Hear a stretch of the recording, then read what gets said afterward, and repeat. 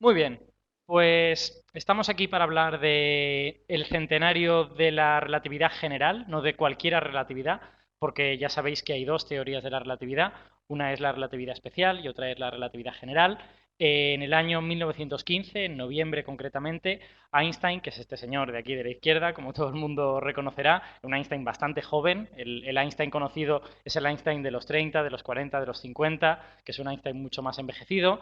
Este es el Einstein que era un dandy y que iba por ahí ligándose a bastantes mujeres, porque la verdad es que era bastante mujeriego. Y este es el Einstein de la década de los 10, creo que esta foto concretamente es del año 1912. Bueno, pues en 1915 Einstein presentó la que sería la segunda parte de su teoría de la relatividad general, que es de la que se cumple el centenario este año, y yo lo que voy a hacer es haceros una especie de recorrido por las dos teorías de la relatividad para que entendáis las cosas importantes que hay debajo de cada una de ellas y cómo una lleva a la otra. Y al final, pues si hay tiempo, hablaré un poquito de detalles de la relatividad general, que son bonitos y que son interesantes. Estas fotos están aquí precisamente por eso, porque son detalles que me parecen muy interesantes comentar y espero que podré comentar. Así que vamos allá. Bien, ¿qué es esta historia exactamente que os voy a contar? Bueno, pues es una historia que empieza con este señor, que es Albert Einstein allá por 1900.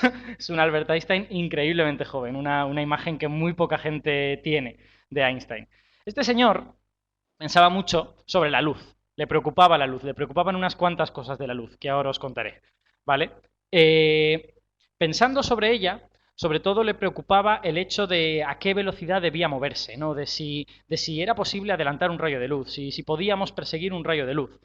Y con el tiempo y pensando, acabó llegando a la conclusión, ahora os contaré por qué, de que la velocidad de la luz es una constante, ¿vale? Y así creó su primera teoría de la relatividad especial, que tiene una serie de consecuencias interesantes. La primera es que el tiempo no es exactamente como creíamos que era.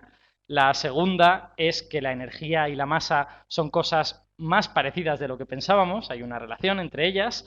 Esto es la relatividad especial, es una teoría del movimiento, como ahora os contaré, pero nosotros vamos a avanzar hacia la siguiente.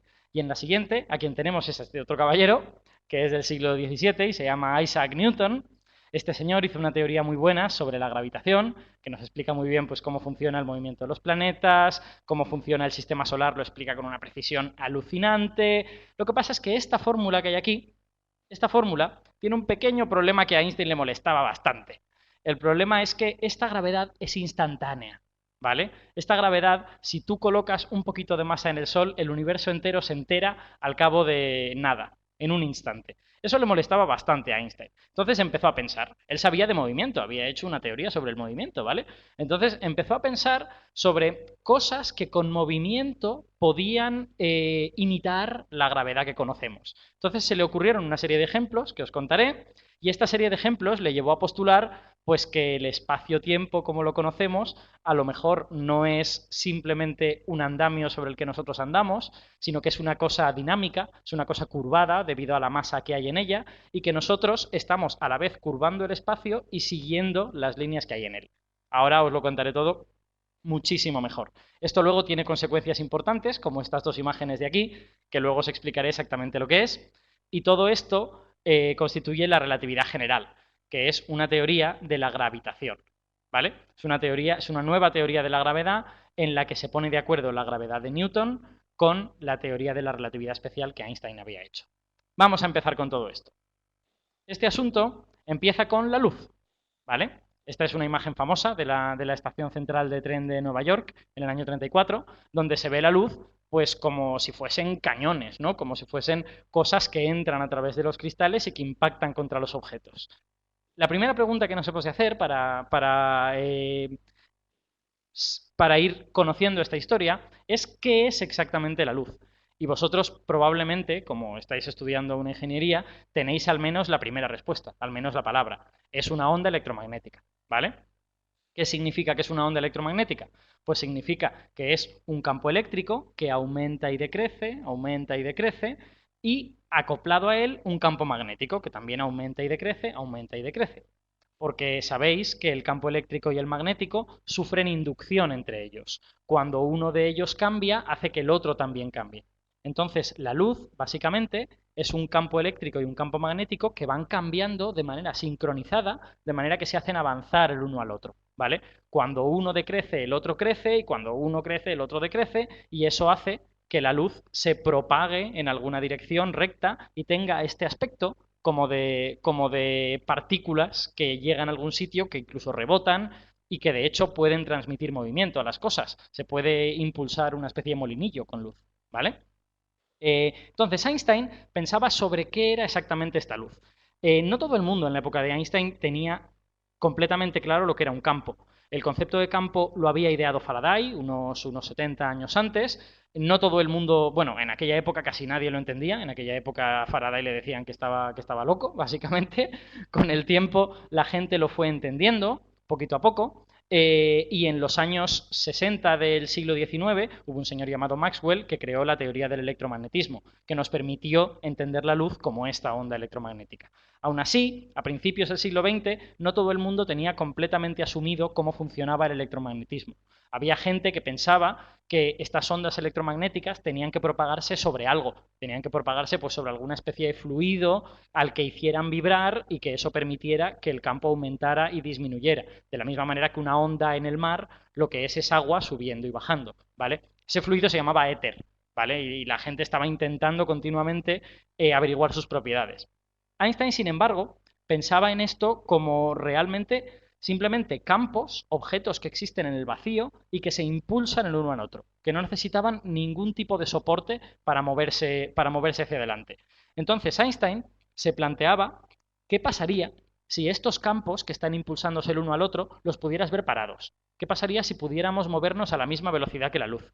Y eso le incomodaba bastante, porque como realmente la luz en su cabeza solo eran campos, es decir, es pura energía que va vibrando y que se propaga hacia adelante, si tú lo hubieras parado, ese rayo tendría que desaparecer, porque realmente no hay nada. Lo que hay es campos que vibran, que suben, que bajan, pero no hay un objeto. Tú no puedes ver parado un rayo de luz. Entonces a Einstein le preocupaba bastante este asunto. Decía, ¿qué pasará si podemos ver parado un rayo de luz? ¿Qué narices pasará? No terminaba de estar cómodo con este asunto. Aparte de esto, yo os lo estoy contando de la manera que Einstein lo pensaba, no os lo estoy contando históricamente. Ahora damos un pasito atrás, 20 años atrás. Había unos señores en Estados Unidos que se llamaban Albert Michelson y Edward Morley, que decidieron hacer un experimento para ver cómo afectaba a la luz la velocidad del que lo observaba, ¿vale? En realidad, Michelson y Morley lo que intentaban era medir las propiedades de este éter escurridizo que no terminaba de estar claro si existía o no existía, ¿vale? Einstein afirma que él conocía este experimento, pero que este experimento no fue muy relevante a la hora de que él desarrollara la relatividad, que él tenía sus propias ideas mentales relacionadas pues, con esto de un rayo de luz parado, tal, que le hacían pensar que era necesario hacer algo. Aún así, este experimento es extremadamente interesante a la hora de ver los problemas que había con la luz. ¿Esta gente qué había hecho? Bueno, pues simplemente había cogido un rayo de luz y lo había dividido en dos rayos distintos, uno se iba hacia adelante y otro se iba hacia un lado. Entonces, en estas dos trayectorias rebotaban en un espejo, volvían aquí y aquí al otro lado había un detector que veía el resultado de la suma de los dos rayos, ¿vale? Básicamente lo que Michelson y Morley pensaban era si los dos rayos de luz, el que va hacia adelante y el que va hacia un lado, se mueven a la misma velocidad, cuando vuelvan, volverán en fase y entonces interferirán constructivamente y yo aquí veré una señal. Si alguno de los dos se mueve más lentamente que el otro, habrá una diferencia de fase, habrá uno que habrá recorrido, digamos, más longitudes de onda que el otro. Entonces, aquí lo que veremos es un patrón de interferencia. Veremos que el rayo de delante ha interferido con el del lado y aquí no se forma una interferencia constructiva. Claro, el problema es que la luz se movía extremadamente rápido, eso ya lo sabían en esa época. Entonces, ¿qué vas a hacer tú para conseguir que el rayo de una de las direcciones se mueva más rápido que el otro? Necesitas algo que se mueva muy rápido, necesitas mover este experimento hacia adelante a una velocidad increíble y no tienes esa velocidad. Bueno, pues a Michelson y Morley se les ocurrió una idea genial, maravillosa, que es que no necesitas hacer nada, que este experimento ya va montado en la Tierra y la Tierra se está moviendo alrededor del Sol. Entonces, en todo instante habrá alguno de estos dos rayos que estará moviéndose a favor de la Tierra y habrá otro que se estará moviendo en otra dirección. Entonces, lo lógico es que el rayo que se mueve a favor de la Tierra lo veamos moverse más rápido. se moverá a la velocidad de la luz más la velocidad de la Tierra. Mientras que el que está en la otra dirección, la perpendicular, no se verá afectado por la velocidad de la Tierra y por lo tanto se moverá a su velocidad normal. Y al final tendríamos que ver ese patrón de interferencia. Ellos estaban convencidos de que íbamos a ver el patrón de interferencia, porque eran unos creyentes en el famoso éter. ¿Qué es lo que sucedió al final? Bueno, esta es una historia súper conocida en la historia de la ciencia. Lo que sucedió es que no encontraron nada, no encontraron absolutamente nada. Siempre era interferencia constructiva. A pesar de que la Tierra se mueve a 30 kilómetros por segundo alrededor del Sol, no encontraron absolutamente ninguna diferencia entre los dos rayos. Esto era otra cosa que estaba en la cabeza de la gente y que les preocupaba. No acababan de saber cómo interpretarlo. Incluso los que no creían en el éter decían, hombre, aún no creyendo en el éter, si tú vas detrás de un rayo, deberías ver que se mueve más lento. Y si vas en contra de él, pues deberías ver que se mueve más rápido. ¿Vale? Entonces, la gente no terminaba de tener claro esto. Einstein, pensando a su rollo y pensando en, pues, en estos rayos parados y en estas cosas que hacía, a él le gustaba mucho imaginar experimentos, le gustaba mucho imaginar situaciones que a lo mejor no eran factibles en un laboratorio, pero que a él le servían para intentar entender cómo funcionaba la física. Entonces, él, 20 años después de este experimento, se le ocurre que solo puede haber una conclusión a todas estas cosas, al problema del rayo parado y al experimento de Michelson y Morley, que es que la velocidad de la luz no puede cambiar con tu velocidad. Si cambiase con tu velocidad, si tú pudieras ir persiguiendo a la luz y viendo que se mueve cada vez más lenta, al final podrías verla parada y tendrías este problema del rayo parado. Sin embargo, si la luz se mueve siempre a la misma velocidad, independientemente de tu velocidad, entonces no tienes ese problema y además explicas el experimento de Michelson y Morley. Bueno, pues esta idea de que la velocidad de la luz es constante y que no depende del observador, depende solo de sí misma, porque verdaderamente son campos moviéndose en el vacío, interaccionando uno con el otro, y son, digamos, energía empleada únicamente en mover el rayo de luz, en nada más que eso. Si lo queréis imaginar de esta manera, podríais pensarlo como que la luz es puro movimiento. Y al ser puro movimiento, se mueve a una velocidad que es la velocidad de referencia del movimiento. Si nadie había pensado que tal cosa pudiera existir. La gente pensaba que no había ninguna velocidad de referencia del movimiento. Pero cuando a Einstein se le ocurrió esta cosa de que no se podía adelantar un rayo de luz, pensó, narices, pues igual es que hay una velocidad de referencia. Igual es que las cosas que son solo movimiento se mueven todas a la misma velocidad, a esta c de la velocidad de la luz que hemos descubierto en el experimento de Michelson y Morley, que resulta que no cambia según la velocidad del observador. Con esta idea tan sencillita de simplemente decir que la velocidad de la luz es constante, creó lo que ahora conocemos como relatividad especial, que tiene un montonazo de consecuencias. No puedo hablar de todas ellas, hablaré solo de unas poquitas, porque queremos hablar de relatividad general en un momento dado. La relatividad especial podría tener 5 horas de clase o 10 horas de clase si quisiéramos, una detrás de la otra. Pero vamos a hablar de unas pocas de estas consecuencias. Consecuencia número 1. Vamos a hacer un experimento, ¿vale? Simplemente sabiendo que la velocidad de la luz es igual independientemente de a qué velocidad te muevas tú. Tienes dos personitas y tienes un rayo de luz, ¿vale? Entonces hay una persona que se queda quieta y que simplemente ve moverse el rayo de luz a lo largo de 1 kilómetro, ¿vale? Y mide cuánto tiempo le ha costado al rayo de luz moverse ese kilómetro. Entonces, bueno, se coge ese espacio, 1 kilómetro, y se coge el tiempo que ha medido y eso le da la velocidad de la luz, lógicamente, no le puede dar otra cosa. La segunda personita, ¿qué hace con ese rayo de luz? Pues se pone a moverse, ¿vale? Se pone a perseguir el rayo de luz muy rápido.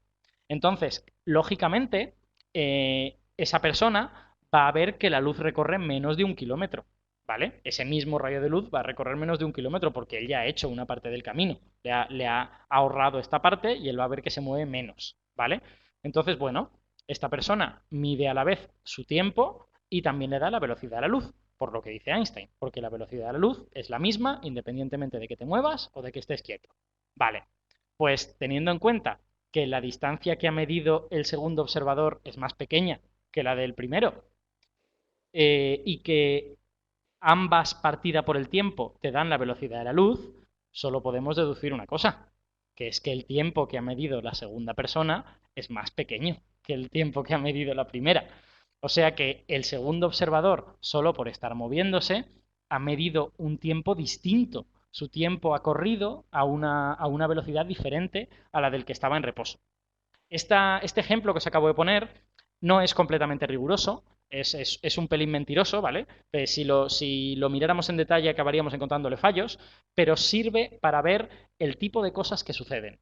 Al ser c la velocidad de referencia, al ser c el absoluto del universo, hay otras cosas que dejan de ser absolutos, como por ejemplo la velocidad a la que corre el tiempo.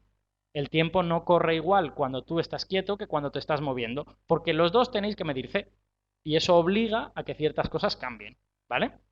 Entonces, cosa número uno que nos dice la relatividad especial es que los observadores ven los relojes en movimiento corriendo más lentos que el suyo, ¿vale? Este primero de aquí vería el reloj del segundo moverse mucho más lento, ¿vale? Para que todo cuadre, para que todo cuadre. Segunda consecuencia de relatividad general, esta no la voy a explicar en detalle porque nos pasaríamos ya toda la charla, es que la energía y la masa son la misma cosa. Existe esta formulita que es archi mega hiper famosa y que todo el mundo conoce y que básicamente dice que cuando uno tiene una masa, si sabe cómo, la puede convertir en energía y la energía que obtendrá es la cantidad de esa masa multiplicada por la velocidad de la luz al cuadrado, que es un número gigantesco.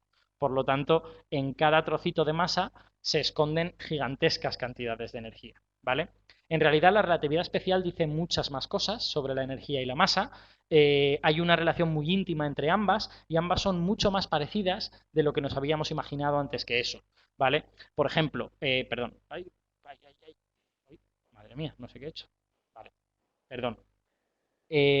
Por ejemplo, la inercia de un cuerpo está relacionado no solo con su masa, sino con su energía. Recordad que inercia es la resistencia de un cuerpo a que tú lo pongas en movimiento. Un coche es mucho más difícil ponerlo en movimiento que un guijarrillo, porque el coche tiene una masa muchísimo más grande, ¿vale?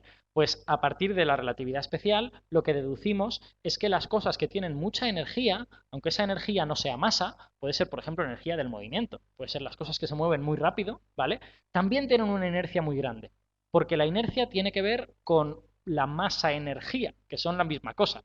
En realidad a mí me gusta hablar solo de energía, porque la masa es como una versión concentrada de la energía. Nosotros, por ejemplo, medimos para el protón una cierta masa y luego cuando lo vemos de cerca vemos que toda esa masa en realidad es energía cinética. En realidad son partículas que se están moviendo muy muy rápido y las partículas que hay dentro del protón no tienen tanta masa. O sea que realmente solo hay energía y la masa parece ser una especie de versión comprimida de esa energía. Seguimos. Una tercera consecuencia, que es muy importante, es que la velocidad de la luz es un límite en nuestro universo. Porque fijaos con estas dos cosas que os he dicho. Cuanto más rápido se mueve un objeto, más energía va a contener, ¿vale? Porque está acumulando energía cinética. Y por lo tanto, su inercia también aumenta. Esto significa que cuanto más rápido se mueve, más difícil es que aumente su velocidad. Hasta el punto de que sigue esta ecuación, esta formulita, esta gráfica tan bonita de aquí, ¿vale? Que es que tú vas poniendo energía cinética en un objeto y su velocidad aumenta. Aquí está la velocidad de la luz, ¿vale? Su velocidad va aumentando, lógicamente cuanto más pones más aumenta, pero en un momento dado tú sigues añadiendo energía cinética a ese objeto y la velocidad no aumenta. ¿Por qué? Porque ha conseguido tantísima inercia que cuanta más energía le pones, tanto más aumenta su inercia. Y al final la velocidad de la luz es una especie de límite, tendrías que poner infinita energía en ese objeto para que llegase a la velocidad de la luz y como eso no es posible, pues no se hace. Vale. Eh, la pregunta siguiente es, bien, ¿y ahora qué hacemos con la gravedad? Porque os he explicado un montón de historietas acerca de la luz, que si el movimiento, que si la masa, la energía, no sé cuántas cosas. ¿Qué pinta aquí exactamente la gravedad? Bueno, pues la gravedad en la época de Einstein era una teoría extremadamente asentada, era muy, muy, muy exitosa, llevaba 250 años prediciendo todo acerca del sistema solar y habría predicho muchas más cosas si hubieran tenido la capacidad de medir movimientos estrellas, por ejemplo, que no la tenían tanto. Pero vamos, la teoría de la gravitación de Newton es extremadamente exitosa, funciona muy muy bien. Se basa en esta formulita que todo el mundo pues más o menos le suena, aunque sea por cultura general, que es que hay una fuerza de la gravedad que es proporcional a las masas que se atraen entre sí y inversamente proporcional al cuadrado de la distancia, ¿vale? Cuanto más lejos estás, pues más débil es esta fuerza. Y aquí hay una constante, que es la constante gravitatoria de Newton, que se tardó un tiempo en medir, de hecho, Yo creo que la midió Cavendish por primera vez a principios del 18 o algo por el estilo. Eh, bueno, y esta fórmula tiene una cosa que a Einstein le preocupaba bastante, que es que él acababa de crear una teoría en la que se decía que había una velocidad límite para el universo, que las cosas no podían ir más rápido que la velocidad de la luz. Y sin embargo, esta fórmula no nos da una sola pista de cómo se propaga la gravedad. En esta fórmula, si yo añado un cachito de masa a m2, instantáneamente todo el universo se entera. Solo dependerá de a qué distancia está, ¿vale? No te da una manera de propagar la gravedad. De hecho, esto Newton lo sabía, ¿eh? Newton no era tonto, se dio cuenta de esta cosa y a él también le preocupaba. Lo que pasa es que no encontró ninguna solución y acabó diciendo, pues bueno, esto debe de ser la mano de Dios o alguna cosa de este estilo. Einstein estaba verdaderamente preocupado y ahora que encima había descubierto que según su teoría existía una velocidad máxima, esto era aún más preocupante, ¿vale? Entonces, ¿cómo se afronta este problema? Bueno, pues Einstein en principio no tenía ni idea, así que decidió seguir con lo que él ya estaba haciendo. Él estaba estudiando el movimiento de objetos, la relatividad especial iba sobre todo acerca de objetos que se mueven a velocidad constante y él, pues el siguiente paso lógico era estudiar los objetos que se aceleran, a ver qué sucede con ellos. Entonces, estaba pensando en estos experimentos mentales que él hacía para imaginarse cómo son los sistemas acelerados y entonces se le ocurrió la siguiente cosa. Es un experimento muy bonito. Vosotros estáis en una especie de ascensor, en una habitación, si queréis, que en principio se mueve a velocidad constante, ¿vale? Pero que inmediatamente la vamos a empezar a acelerar hacia arriba. Soltamos una bola y empezamos a acelerar hacia arriba esta habitación, ¿vale? ¿Qué sucede? Bueno, pues que al cabo de un instante la habitación y nosotros nos movemos más rápido de lo que la bola se mueve. Entonces empezamos a adelantar a la bola, empezamos a ir más rápido que ella y por lo tanto el suelo se acerca a la bola a una velocidad mayor de la que la bola habría esperado, digamos. ¿Qué pasa un poco después? Pues que la velocidad de la habitación y de nosotros ha crecido todavía más y que por lo tanto ya nos movemos muchísimo más rápido que la bola. Resultado es que esa bola describe una parábola dentro de esta habitación acelerada. ¿A qué os suena parábola? Suena al campo gravitatorio, porque las cosas en el campo gravitatorio caen describiendo parábolas, ¿vale? Entonces, en este punto, cuando Einstein se dio cuenta de esto, empezó a ver que podía haber una relación entre la aceleración y la gravedad. Una relación que en principio no tenía completamente clara, pero que veía que ahí tenía que haber algo. De hecho, lo tuvo clara muy pronto, porque Einstein publicó sus papers de la relatividad especial el año 1905 y en el año 1907 ya estaba haciendo notar esto que os voy a contar ahora mismo, que es lo siguiente. Él empezó a pensar... ¡Ostras! Madre mía, no sé qué me hace este ordenador. Vale. Él empezó a pensar que si un observador que está en un cohete, digamos, en algo que lo está acelerando hacia arriba, con una impulsión constante aquí para que tenga una aceleración, también ve que las cosas caen de manera parabólica y de hecho siente una fuerza que le empuja hacia abajo, que no es otra cosa que una fuerza de inercia, pues a lo mejor es que la fuerza de la gravedad y la fuerza de inercia son cosas que están relacionadas. A lo mejor hay alguna relación entre ellas, ¿no? Porque, como mínimo, si yo coloco a un tío dentro de un cohete que se mueve hacia arriba y a un tío dentro de una habitación en la Tierra, ellos en principio no me van a poder decir dónde están. Si no pueden mirar por la ventana, si no pueden saber qué está pasando debajo de ellos, si no oyen el traqueteo del cohete ni ninguna cosa de estas, ellos no van a ser capaces de decirlo, porque lo único que sienten es una fuerza hacia abajo. Que esa fuerza sea la gravedad, o sea, una fuerza de inercia, de estas que nos empujan hacia un lado cuando estamos en el coche y gira, pues eso es algo que el de dentro no puede decir, porque las fuerzas son fuerzas. No hay manera de encontrarles una etiqueta a esas fuerzas. Entonces, esto ya empezaba a oler un poco a chamusquina, porque fijaos que equiparar la gravedad a una fuerza de inercia es mucho decir, porque las fuerzas de inercia, todos los que hemos estudiado física nos las han vendido como que son fuerzas ficticias, que son fuerzas que no existen, que realmente si tú ves a este señor del cohete desde fuera, te das cuenta que no hay ninguna fuerza, que lo que pasa es que el cohete está acelerando y que él se quiere mantener a velocidad constante y por eso siente una fuerza. Es la fuerza que está luchando porque él siga al cohete y no se quede atrás porque quiere ir a velocidad constante, ¿vale? Entonces Einstein le dio una vuelta de tuerca más a esto y dijo, vale, vale, de acuerdo. O sea que a lo mejor alguien acelerado y alguien en la Tierra, los dos sienten una fuerza. Son fuerzas distintas en principio, pero los dos sienten una fuerza. ¿Qué pasaría para que ninguno sintiera una fuerza? Bueno, Pues es muy fácil. El primero, lo que tengo que hacer es llevármelo lejos de la Tierra. Lo tengo que llevar al espacio exterior, ¿vale? Entonces, en el espacio exterior, él no va a sentir ningún tipo de fuerza, va a flotar simplemente dentro de su habitación. ¿Qué le pasa? ¿Qué hay que hacer para que el segundo le pase lo mismo? Pues simplemente has de dejar que caiga libremente hacia la Tierra. Si tú coges a alguien que cae libremente hacia la Tierra, ese alguien durante ese periodo no siente la gravedad, como saben bien los astronautas, que utilizan aviones para entrenar, que se dejan caer durante 20 segundos y durante 20 segundos sienten microgravedad. De hecho, hay por YouTube un vídeo, que lo he encontrado este fin de semana pensando en todas estas cosas, de unas personas que cogen un peso sobre una báscula y lo dejan caer metro y medio o algo por el estilo sobre una tela que tienen debajo y lo graban.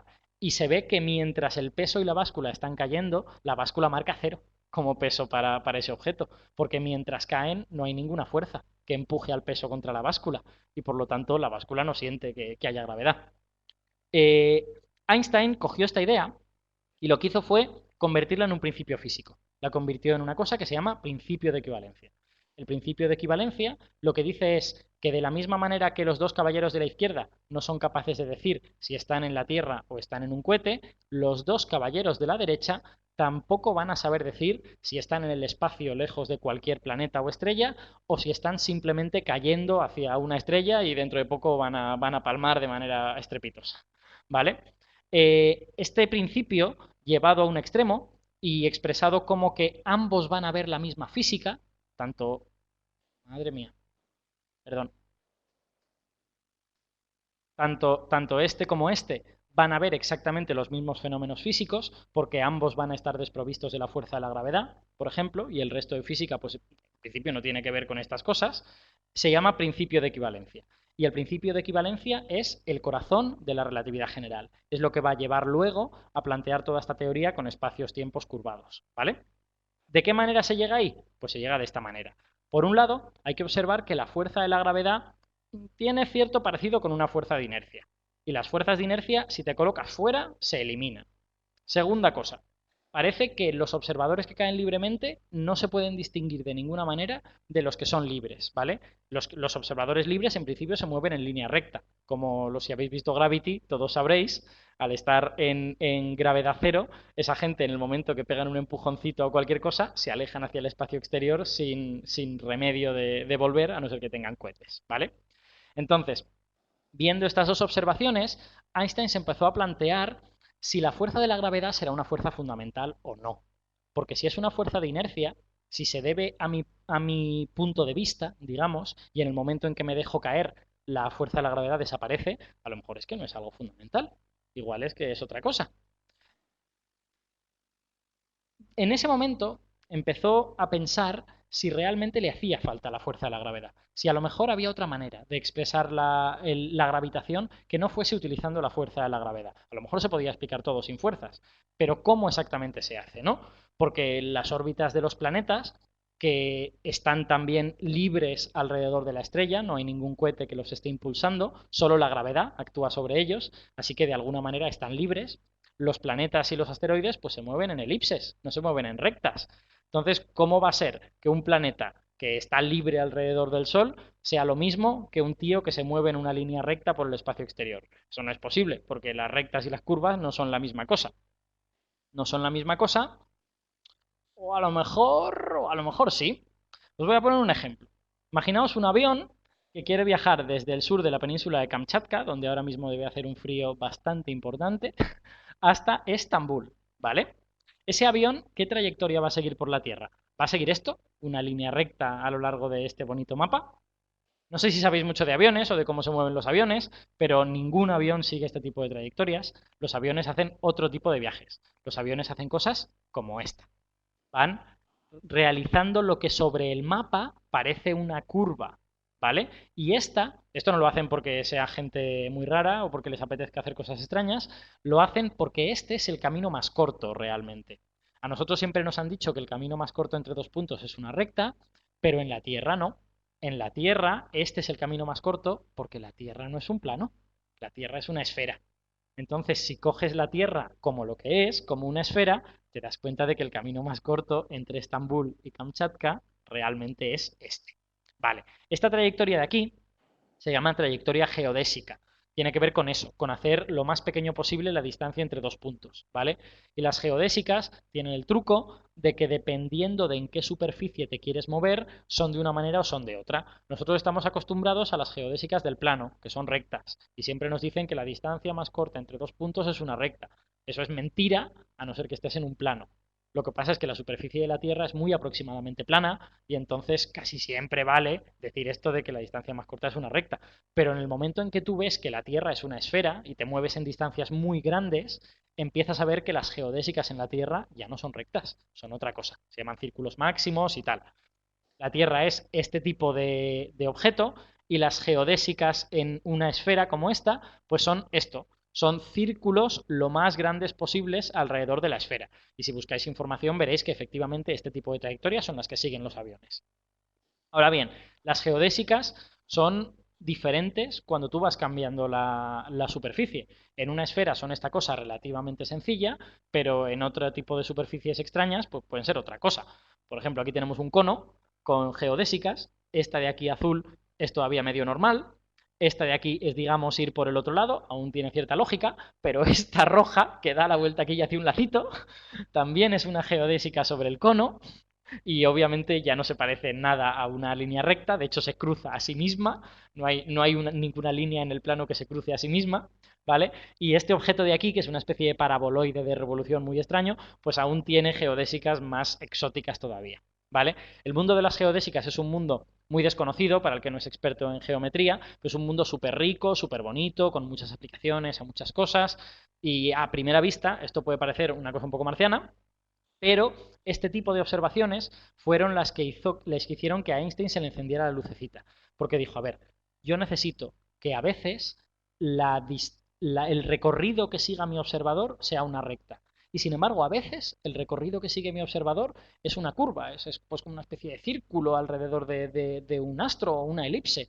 ¿Cómo narices puedo hacer esto? Y entonces se le ocurrió que una manera de hacer eso es si el espacio es curvo y tiene curvaturas distintas en sitios distintos. A lo mejor es que cerca de un cuerpo muy pesado el espacio es tal que las rectas, entre comillas, se han curvado y se han convertido en otra cosa. Pero sin embargo, si estás muy lejos, las rectas siguen siendo rectas y de hecho nosotros aquí, que vivimos en un mundo con una gravedad muy pequeña, no es nada intensa la gravedad de la Tierra, nuestras rectas las seguimos viendo rectas, pero si viviésemos en la superficie de alguna cosa con muchísima más gravedad, veríamos algo muy distinto. Bueno, desde luego hay mucho detalle técnico acerca de cómo se llega a formular esta teoría, ¿vale? Aquí os he puesto porque no me gusta saltármelas las ecuaciones de la relatividad general, no voy a explicarlas en detalle porque me parece que si no vamos a hacer muy corto ese tiempo, pero sí quiero que os fijéis un poquito en este dibujo de aquí. En este dibujo se ven órbitas de las del sistema solar de toda la vida, pero explicadas en términos de relatividad general. El Sol estaría aquí en el centro. Esta C marrón es una órbita circular, es simplemente una cosa que está girando con una velocidad en esta dirección, ¿vale? Y como no hay rozamiento porque está en el espacio exterior, pues simplemente se sigue moviendo como alrededor de ese tazón, sin parar, sin parar, sin parar, y eso es una trayectoria recta, ¿vale? Él simplemente tiene una velocidad hacia adelante y se mueve, y se mueve, y se mueve. ¿Qué pasa si esa trayectoria no es tan perfecta como esta, ¿no? Que va pues completamente perpendicular a estas líneas y tal? Pues lo que pasa es que se forma una elipse y esta cosa sale parcialmente del pozo, aquí se pasa un ratito, luego vuelve otra vez a entrar, vuelve a salir y esto es una elipse. También puede haber trayectorias que sean abiertas, como las de los cometas. Muchos cometas vienen de la nube de Oort, pasan por el Sol una vez y se piran. Pues eso serían las cosas que vienen con muchísima velocidad, que simplemente se curvan un poquito aquí en este tazón y luego pues salen con muchísima velocidad. Fijaos que aquí, cuando ya están lejos del tazón, esto se parece mucho a una recta. ¿Por qué? Porque no hay gravedad. Al no haber gravedad, las rectas se vuelven rectas. Cuando hay gravedad, pues las rectas son otra cosa. ¿Vale? Lo único que quiero que os quedéis de esto, que es lo más importante, es que Einstein básicamente nos cambia el paradigma de las cosas. O sea, pasamos de un mundo en el que la gravedad era una fuerza y para entender la gravedad teníamos que encontrar una fuerza que la describiera. Einstein se pasó varios años, muchos años, tratando de encontrar una fuerza de la gravedad nueva. una fuerza de la gravedad que encajara con la relatividad especial. Pero en el momento en que entendió esto, que fue allá por 1909, 1910, si no recuerdo mal, empezó a buscar otra cosa. Empezó a buscar la manera en que la energía y la materia curvan el espacio-tiempo. Y ya se olvidó de todo lo demás, porque sabía que simplemente, si su teoría era cierta, las cosas seguían trayectorias rectas, entre comillas, o sea, geodésicas, ¿vale? Yo solo tengo que encontrar la curvatura del espacio-tiempo, me saco las geodésicas, que eso puede ser un infierno de calcular, y en general lo es, eh, y una vez tenga esas geodésicas, pues simplemente las cosas se moverán a través de esas geodésicas. Estas ecuaciones tan chulas de aquí, solo voy a decir que este lado de aquí, estos objetos, G mu nu y R mu nu, representan la forma geométrica del espacio-tiempo, y si sabes descifrarlos te dicen pues cómo son esos tazones y cómo son esas curvaturas, mientras que esta otra parte de aquí, el segundo miembro, es la energía. Esto contiene la masa y la energía que hay sobre ese espacio-tiempo. Entonces, ambos cumplen esta ecuación y de alguna manera ambos se relacionan, ¿no? El espacio-tiempo le dice a esta masa cómo se ha de mover, esto es una metáfora que inventó Wheeler, si no recuerdo mal, y la masa le dice al espacio-tiempo la curvatura que debe tener. Esto es simplemente una constante de proporcionalidad que se ha expresado de esta manera para hacer aparecer G.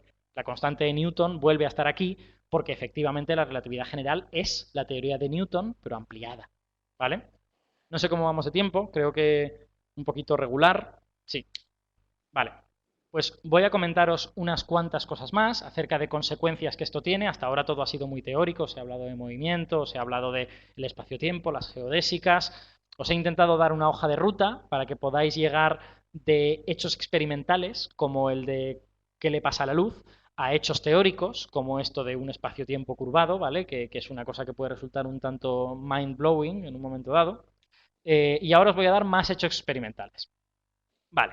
Eh, como os he dicho, en relatividad general, todos los objetos siguen las geodésicas. Todos estos objetos se mueven a través de estas líneas rectas, entre comillas, ¿vale? Esto incluye la luz. La luz es un objeto como cualquier otro que se mueve a través de esas líneas rectas. De hecho, nosotros en la Tierra vemos que la luz sigue líneas rectas porque nuestras geodésicas aquí se parecen mucho a una recta. Pero si estuviéramos en otro punto, veríamos que la luz hace otras cosas, ¿vale? Esta foto de aquí, que a mí me gusta mucho, mucho, muchísimo, es un ejemplo fantástico de cómo esto sucede. ¿Qué es exactamente esta foto? Bueno, pues es una galaxia en primer plano, que es esta cosa roja de aquí, y en segundo plano, esta herradura extraña de color azul es una galaxia que hay mucho más atrás. Está mucho más atrás, muchos millones de años luz detrás de la galaxia roja, o de la galaxia amarilla esta. ¿Y qué es lo que le pasa a la luz? Por qué está formando esta imagen tan extraña? Pues porque cuando la luz de la galaxia que hay atrás, la azul, se acerca al pozo gravitatorio de la que hay delante, la roja, se curva durante un instante, llega a nuestros ojos y nosotros... Uf, madre mía.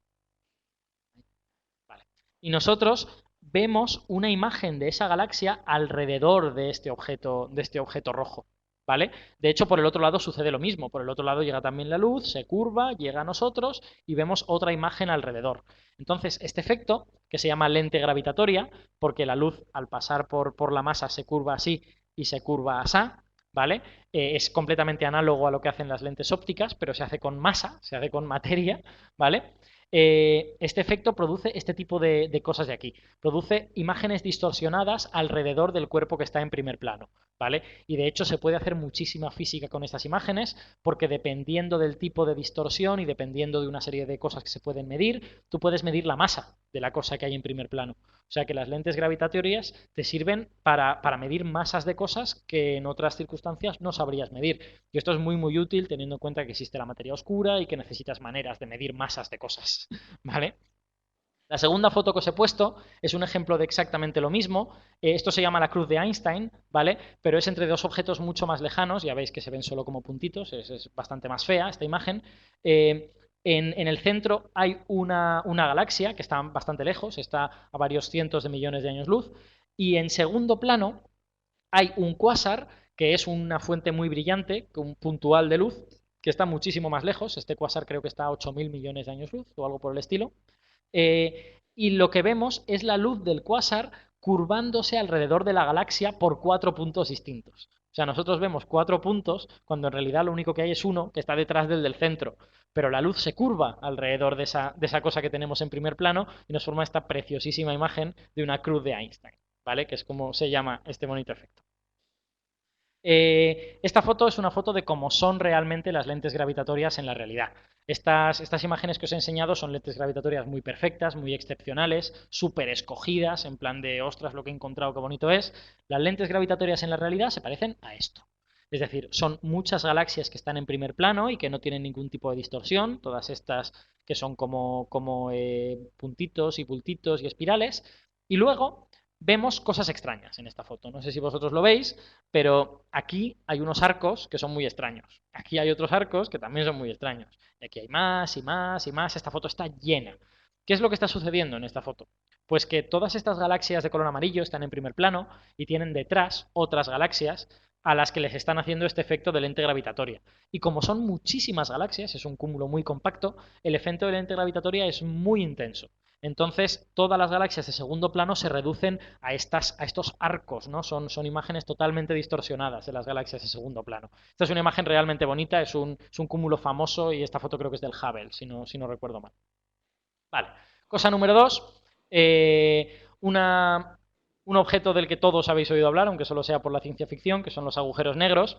Consisten básicamente en que en el momento que compramos que la velocidad de la luz es la velocidad máxima que hay en el universo, pues si nosotros concentramos mucha masa en un espacio pequeño, de manera que para escapar de esa masa la gravedad sea tan fuerte que haga falta ir más rápido que la luz, pues de esa masa no podrá salir nada, porque la luz no puede salir y el resto de objetos del universo no podemos viajar más rápido que la luz. Esa cosa se llama agujero negro, ¿vale? Y a la gente de ciencia ficción le gusta mucho y a los científicos también, pero por desgracia tenemos menos información de ellos de la que nos gustaría. ¿Cómo sería un agujero negro? Bueno, pues esto es una especie de reproducción de cómo podría parecer un agujero negro, ¿vale?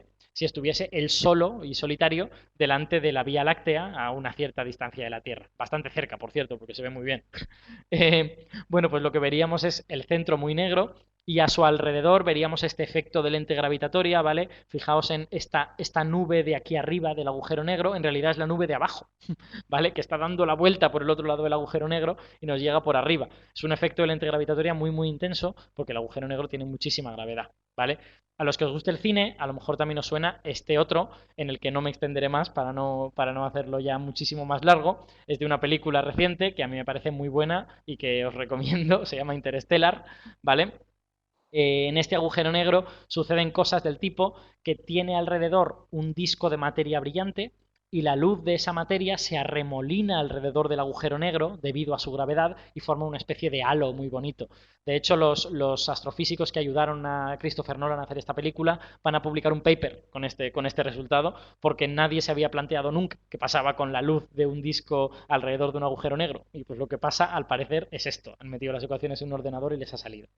Bueno, ¿cómo? Estos son agujeros negros imaginarios, ¿no? O sea, este es simulado por ordenador, este otro es la impresión de un artista. ¿Cómo es un agujero negro real? ¿Qué es lo que sabemos científicamente de un agujero negro? Bueno, pues es algo mucho más parecido a esto. Por desgracia, nunca hemos podido ver un agujero negro de cerca, no tenemos resolución suficiente, nuestros instrumentos aún no son suficientemente buenos, entonces siempre los vemos con un montón de cosas alrededor. Esto es una imagen del centro de nuestra galaxia, es un lugar muy violento en el que suceden muchas cosas y el causante de toda esta violencia se encuentra aquí, en este puntito que se llama Sagitario A, ¿vale? Ahí dentro creemos que hay un agujero negro y lo creemos con bastante certidumbre porque podemos observarlo de cerca y si lo observamos de cerca vemos que hay estrellas que hacen trayectorias un poco curiosas, ¿no? Hacen como trayectorias muy elípticas, trayectorias que giran alrededor de algo, trayectorias que hacen tal o cual, y aquí, en el centro, donde debería estar ese algo, no vemos nada, no vemos absolutamente nada. Entonces, es evidente que ahí hay alguna cosa y esa cosa tiene una masa increíblemente grande. Podemos medirla viendo estas trayectorias. Entonces, siendo que es algo extremadamente pequeño y con una masa extremadamente grande, lo que la ciencia afirma sobre él es o bien es un agujero negro o bien no tenemos ni idea de lo que es, literalmente. Tercera cosa, muy rápido, Antes os había comentado que a Einstein le preocupaba el asunto de cómo de rápido se mueve la gravedad. Bueno, su teoría de la relatividad general, con todo esto del espacio-tiempo curvado, le permite averiguar que la gravedad se propaga en forma de ondas, como las ondas electromagnéticas, pero estos son ondas en el espacio-tiempo, ¿no?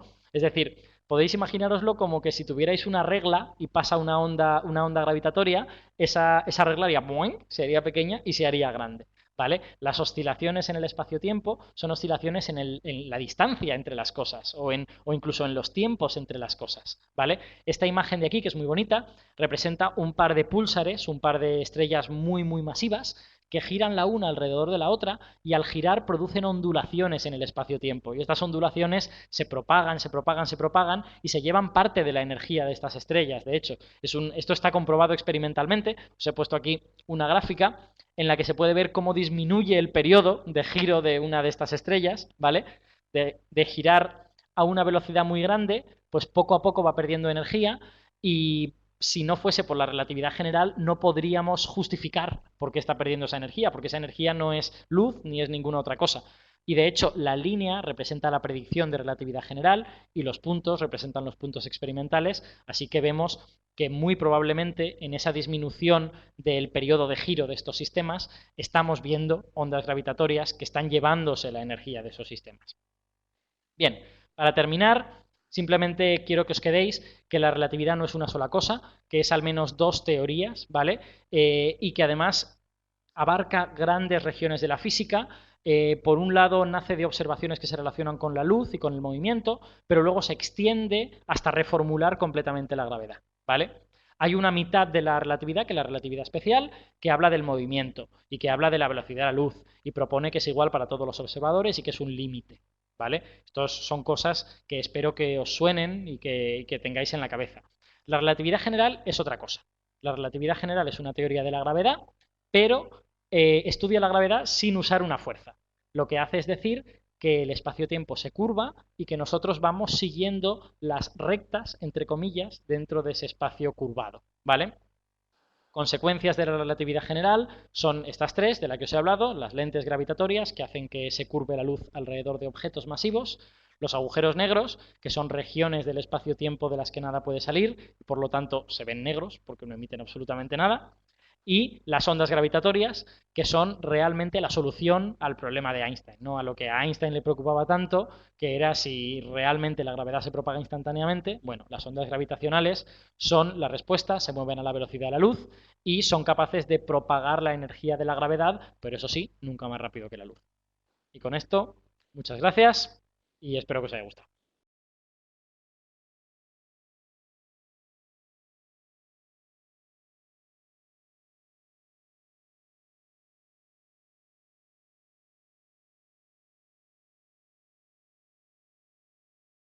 Bueno, pues ya está.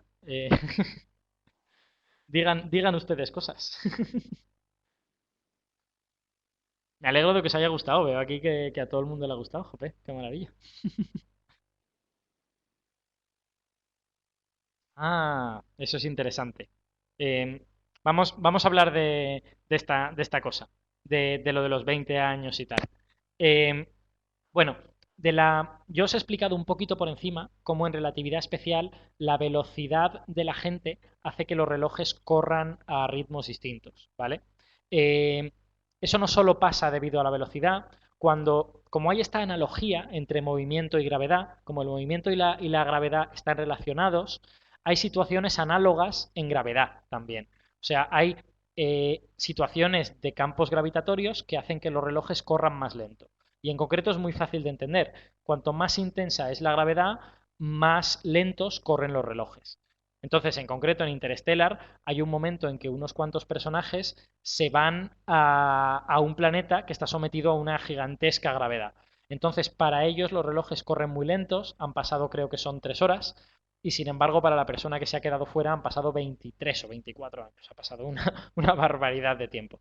Es porque la gravedad también afecta a los relojes. Cuanta más gravedad hay, más lentos corren los relojes. Obviamente este efecto es súper pequeñito, pero se puede medir en la Tierra también, ¿eh? Se puede mandar un reloj a la Estación Espacial Internacional y ver que corre a un ritmo distinto que el que está en la superficie terrestre.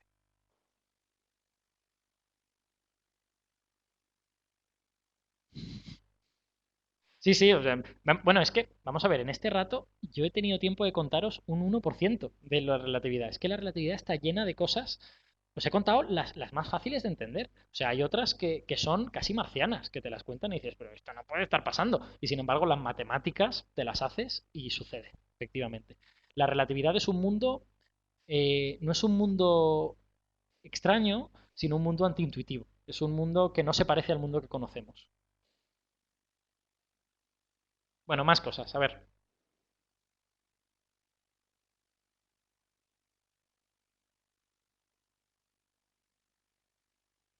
¿Qué se sabe sobre la teoría del todo? Bueno, pues muy poco a día de hoy, la verdad. Eh, a ver, hay cuatro fuerzas en el mundo natural que conozcamos. Una de ellas es la gravedad, otra de ellas es el electromagnetismo, y luego hay dos fuerzas que actúan solo sobre partículas elementales, bueno, sobre partículas subatómicas, digamos. Una es la fuerza nuclear fuerte y otra es la fuerza nuclear débil, ¿vale? La fuerza nuclear débil produce desintegraciones nucleares, ¿vale?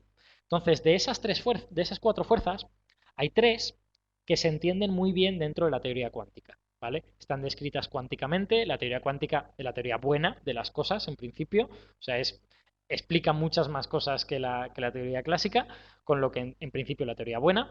Entonces, de esas tres tenemos una descripción cuántica que funciona más o menos bien, con algún problemilla, pero funciona, y para la gravedad no tenemos nada. ¿Vale? La gravedad tenemos la relatividad general, pero la relatividad general es una teoría clásica, no es una teoría cuántica. ¿Vale? Si tú intentas hacer física cuántica con la relatividad general, te explotan las cosas. O sea, empiezas a obtener cosas que son infinitas, que no deberían ser infinitas, empiezas a obtener que la distancia entre cosas son infinitas, es un horror, es una especie de lugar infernal, ¿vale? Entonces hay mucha gente que está intentando reconciliar la relatividad general con la teoría cuántica. Y a día de hoy no se ha logrado. Bueno, Einstein fue el primero, de hecho, ¿eh? Einstein lo intentó en los años 30 y no lo consiguió, después que él lo han conseguido otros tantos increíblemente listos y tampoco lo han logrado. Hay un grupo de físicos, o más bien los defensores de una teoría, que es la teoría de cuerdas, que afirman que teoría de cuerdas es capaz de unificar las cuatro fuerzas. En la teoría de cuerdas, tú en lugar de tener partículas elementales, lo que tienes es cuerdecitas que vibran, ¿vale? Entonces, dependiendo de cómo vibren, son una partícula, son otra, interaccionan de una manera, interaccionan de otra. Entonces, lo expresas todo en términos de esas cuerdas. Y ellos afirman que esa teoría es capaz también de reproducir la relatividad general y de explicarla cuánticamente. Y aunque eso es posible que sea verdad, la teoría de cuerdas tiene problemas. Tiene problemas serios a la hora, por ejemplo, bueno, tiene más de un problema. El problema número uno es que ni siquiera tienen las ecuaciones de la teoría, ¿vale? Hay varias teorías de cuerdas, no solo una. Se sospecha que todas representan una misma, son como diferentes facetas de una misma teoría, ¿vale? Pero aunque hay evidencias matemáticas de que se pueden unificar todas las teorías de cuerdas, nadie ha escrito todavía las ecuaciones de esa teoría de cuerdas. Ese es el primer problema. Segundo problema es que se ha demostrado matemáticamente que aunque tuviéramos las ecuaciones, no tendríamos un solo conjunto de ecuaciones, sino que tendríamos como 10 elevado a 50 o 10 elevado a 100, un número enorme de ecuaciones. Entonces, cada una de ellas describiría un universo distinto y habríamos de poder elegir cuáles son las que describen el nuestro en concreto. O sea que hay problemas para llegar realmente a esa teoría del todo. Los que más cerca están, sin ninguna duda, son teoría de cuerdas. Pero aún así, teoría de cuerdas tienen problemas para definir su teoría, tienen problemas para hacer cálculos, ¿vale? Incluso en esas versiones parciales de la teoría de cuerdas tienen problemas para hacer cálculos, para hacer física con ellos, digamos que tienen unas ecuaciones que no saben resolver, ¿vale? Entonces es problemático el tema. Quizá haya avances en los próximos años, pero por ahora parece un poquitín estancado. De hecho, hay gente que está intentando otros enfoques. Hay gente que está directamente intentando, oye, me olvido de la fuerza electromagnética, de la nuclear y de todas estas cosas y me voy a cuantizar solo gravedad. A ver si eso lo consigo. Y hay gente que lo está intentando, pero también sin éxito a día de hoy. Hay teorías candidatas, pero ninguna es consistente matemáticamente al 100% y, en fin, hay problemas varios. Eh, a ver, sí, dos cosas. La primera es más fácil. ¿Por qué no le concedieron el Nobel por la relatividad especial o por la general a Einstein? Bueno, porque tenía muchos amigos en el muchos enemigos en el comité, básicamente. O sea, había una serie de personas que eran físicos del siglo XIX y que les costaba mucho aceptar las revoluciones que vinieron en la primera década del siglo XX, que son la cuántica y la relatividad especial. Entonces esa gente se negaba a que se le diera a Einstein un premio por una teoría que consideraban especulativa, poco sustentada por las pruebas experimentales y probablemente un poco fantasiosa, ¿vale? Eh, es verdad que en aquella época no había muchísimas pruebas experimentales de esto, o sea, no eran unos locos, malas personas. Estaban un poco chapados a la antigua y no eran capaces de ver adelante, ¿vale? Pero cuando en 1919 se probó que los rayos de luz se curvaban en las cercanías del Sol, esta gente empezó a tener muchos menos argumentos. Aún así, hicieron fuerza para que no se le diera el Nobel por la relatividad y se le acabó dando por el efecto fotoeléctrico, que es algo muy importante también y es muy guay, pero obviamente no tiene la importancia de la relatividad. A Einstein le pareció que eso era un teatrillo y que, o sea, había mucha gente dentro del comité Nobel que había luchado de manera muy sincera para conseguir que le dieran el Nobel y que consideraban que era un triunfo, que se lo dieran al menos por el efecto fotoeléctrico. Pero a Einstein no le sentó demasiado bien porque le parecía deshonesto y yo creo que algo de razón tenía. Y de hecho se negó a ir a por el Nobel y el discurso del Nobel lo dio 2 años después. No lo dio en Suecia, sino que lo dio en Alemania y encima habló de relatividad en lugar de hablar del efecto fotoeléctrico. Así que se pasó por el forro de todo lo que queráis, todo lo que le dijo el comité Nobel, básicamente. A ver, pregunta número 2. Sí lo cobró, yo creo recordar que el dinero se lo donó a Mileva, ¿no? El dinero se lo donó a su primera esposa, a la que había tratado muy mal.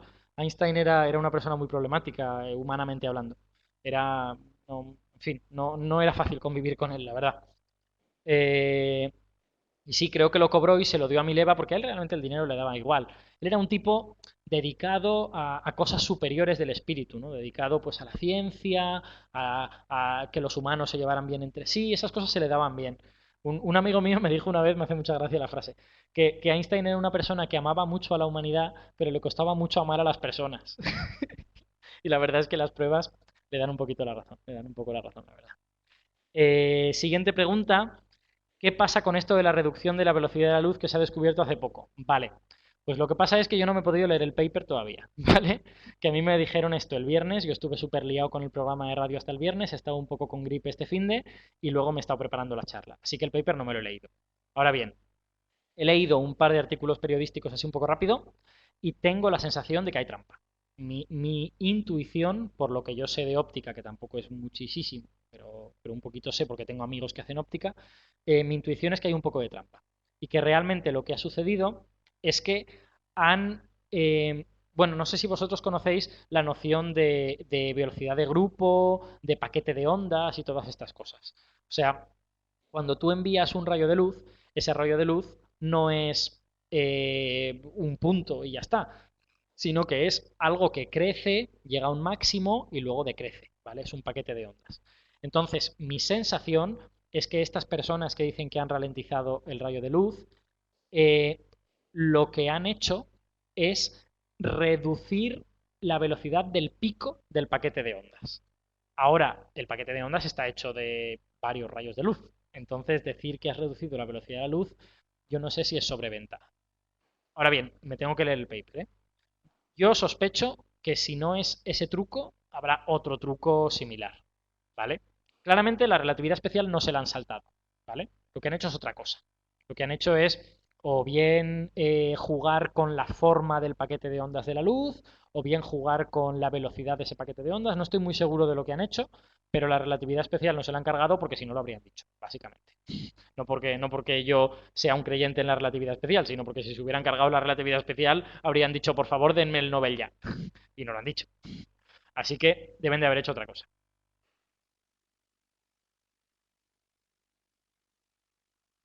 No sé, no tengo mucho más comentario porque ya os digo que no me he leído el paper. Eh, hmm, que había algo más rápido que la velocidad de la luz. No sé si estarás hablando de los taquiones o si estarás hablando de otro tipo de cosas. ¿Te suena la palabra taquión? A ver, me espero a que escribas.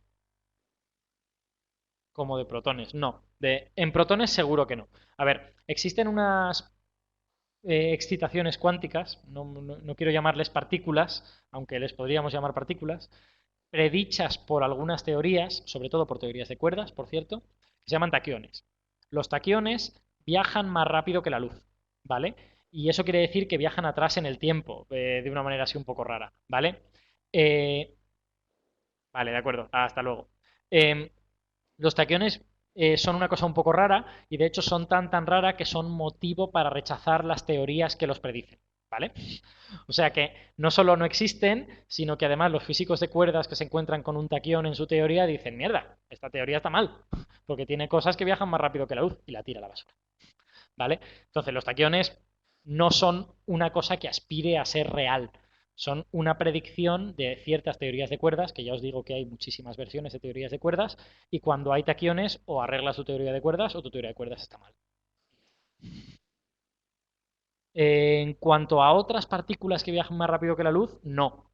Hace 3 años supongo que recordaréis que se dijo que unos neutrinos parecían haber viajado más rápido que la luz y tal, pero aquello se demostró que era un error experimental, que tenían un problema con un cable, con algo tan tonto como un cable, y que eso les producía que tenían un error de unos cuantos nanosegundos en la medida de la velocidad y eso era suficiente para que les pareciera más rápido que la luz. Pero por lo demás no hay ninguna otra partícula que haga eso. Ahora bien, ahí puede haber efectos ópticos de cosas que se mueven más rápido que la luz, ¿vale? Pero no son objetos físicos que se mueven más rápido que la luz, son como imágenes, ¿vale? Por ejemplo, imaginaos lo siguiente. Si yo tengo un láser, ¿vale? Y estoy dentro de una habitación circular y yo empiezo a dar vueltas, yo puedo ver el puntito del láser moviéndose por la pared de la habitación, ¿vale? A medida que yo doy vueltas. Si yo alejo las paredes de la habitación mucho, como son más grandes, el láser el puntito del láser va a moverse muchísimo más deprisa, ¿vale? Y yo no me estoy moviendo más rápido que la luz, yo estoy dando vueltas a lo mejor a una velocidad normal. Ahora, si coloco las paredes de la habitación a 3 años luz, pues resulta que la imagen del puntito del láser se va a estar moviendo por las paredes a una velocidad que es mayor que la de la luz. Pero no es ninguna cosa física, no es un rayo de luz, es simplemente las diferentes imágenes de diferentes rayos de luz que rebotan sobre la pared de la habitación. Entonces, hay efectos ópticos o si quieres, espejismos que se mueven más rápido que la luz. Pero eso no está prohibido. Lo que está prohibido es que haya objetos físicos, o sea, una sola entidad moviéndose más rápido que la luz, eso sí está prohibido.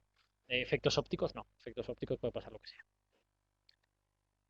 Muy bien, hasta la próxima a todos los que os despedís y a Antonio le respondo esto que dice, no, no hay absolutamente ninguna manera de acelerar la velocidad de la luz, ¿vale? La luz se mueve siempre a c y es la única velocidad a la que se mueve, ¿vale? Cuando está dentro de un material como el agua o el cristal o algo por el estilo, lo que le sucede a la luz es que da tumbos, ¿vale? Que choca con átomos y entonces pues, va dando tumbos de un lado a otro y hay una velocidad efectiva, una velocidad media que es menor que c. Por eso se dice que la velocidad de la luz en el agua es más pequeña y tal. Pero entre los átomos, entre tumbo y tumbo, se mueve a c como a todas partes y ni siquiera la gravedad es capaz de acelerar la luz, ¿vale? La gravedad le hace cosas a la luz, hay efectos de la gravedad sobre la luz, pero no cambia su velocidad.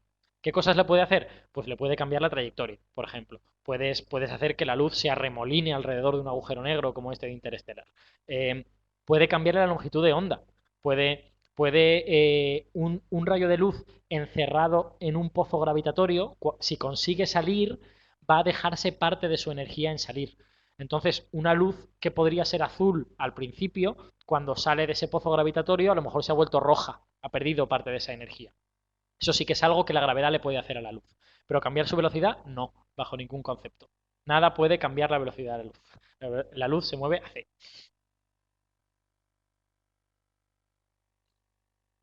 Muy bien, chicos. Muchas gracias a vosotros por la atención y hasta luego a todos. Me desconecto ya. Muchas gracias. Hasta luego.